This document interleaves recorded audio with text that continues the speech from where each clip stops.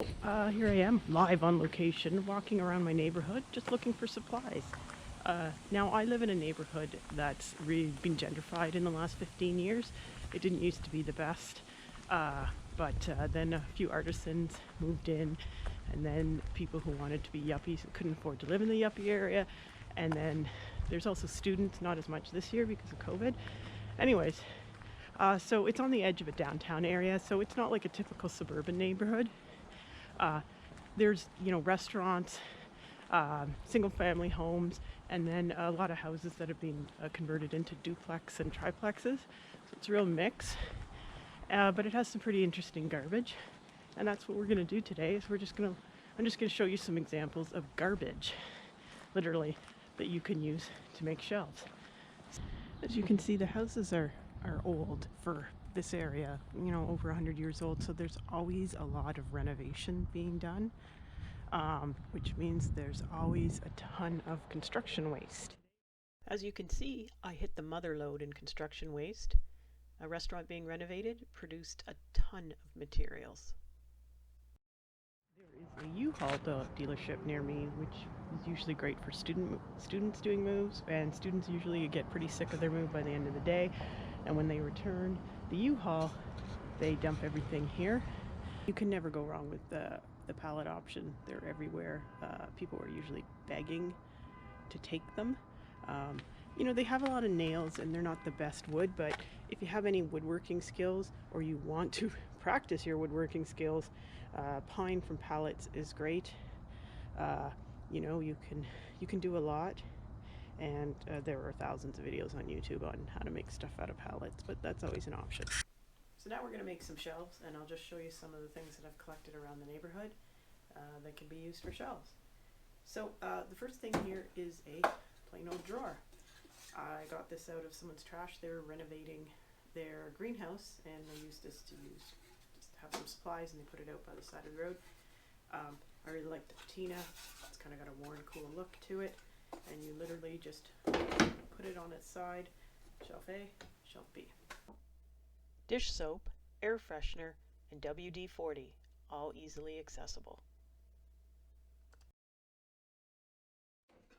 IKEA bed slats, you find them all the time. You can either paint them or slap some stain on it, and just a few angle brackets. Good to go. Small little shelf for holding little things like keys, phone, wallet. Piece of MDF. MDF, not a big fan, but it's everywhere. This is uncoated. I got it out of someone's recycling bin.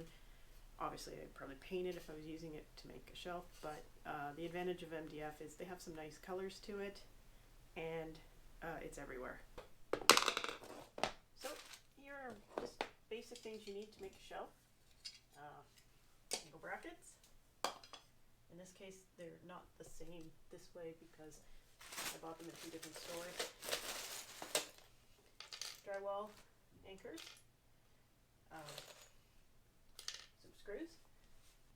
If you're hanging anything really heavy, you're going to definitely want to screw it into the studs. So the stud finder is nice to have. Nice tools to have. A speed square for measuring and cutting. A circular saw, but you can get away with a jigsaw. And a chop saw. There's not much to adding the brackets to the shelf. Mark the holes, pre-drill, and attach.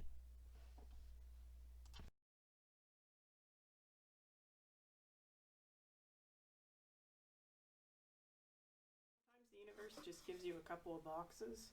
You screw them together.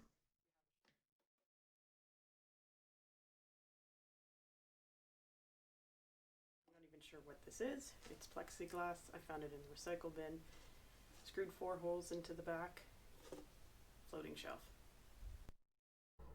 This was one of the easiest shelving projects I've ever done. From start to finish, it took me less than 15 minutes. Some scrap lumber built into the frame of the window, and you got yourself a little mini shelf. Obviously, this isn't fancy woodworking. If you're into woodworking and you want to make really fancy shelves, I'm sure there's tons of videos out there on YouTube or books that you can get. This is very basic practical ways to create vertical storage for very little money. I mean, if you want to go buy this, nice pieces of wood, I'm all for it. But if you're broke, totally just scavenge around the neighborhood. If anything, you get to walk in during quarantine and you'll find tons of supplies. I barely put in an hour's worth of effort into this and I found all this stuff, and there was way more. I literally could have made 200 shelves with the amount of stuff that I came across. I don't have room for 200 shelves, but I probably could have made 200 shelves given a few weeks. So I hope you liked the ideas that I gave you. The next video I'm going to do is about kitchen organization.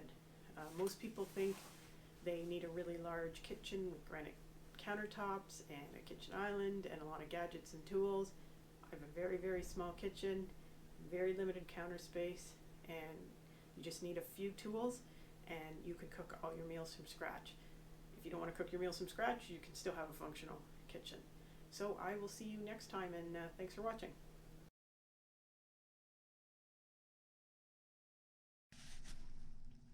And sometimes you look like a dork. Turn off the camera and do the cut. I don't want to try and shoot and cut at the same time, because that is not good.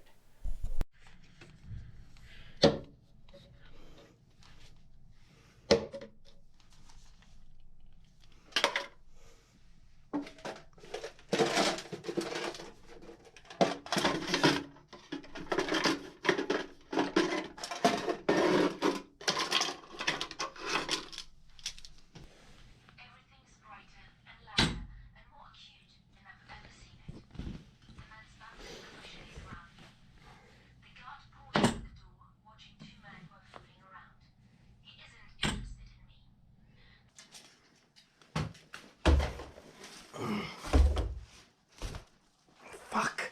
God. This isn't going the way I want it to.